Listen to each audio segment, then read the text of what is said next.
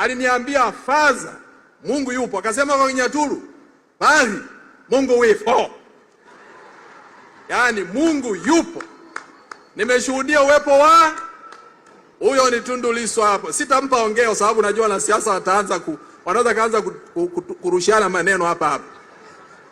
Lakini msisahau pia kwamba Emmanuel Nchimbi, katibu wa Chama cha Mapinduzi, amesoma na baba Urassa na baba Mlola Uru seminari. Makofi kwake. Kwa hiyo maadili ya seminari lazima yaingie huko. Lakini msahau kwamba Mnyika alikuwa anataka kuwa mkapchini kama baba Roichi. Na amechelewa kweli, ameoa mwaka huu, unaweza kaamini. Sasa alisoma maua. Kwa hiyo yeye sala zile za Mtakatifu Francis ziko hapa. Ndio maana hata siku ile Mbeya alipotaka kupigwa hajui kurusha ngumi, anasema wananiua.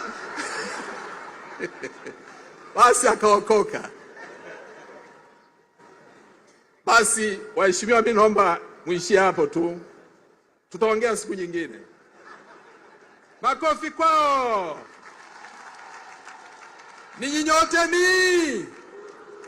nyote ni pelekeni tunu za Injili kwenye vyama vya siasa. Sijakutambulisha Mheshimiwa Waziri Innocent. Samahani, sijakutambulisha.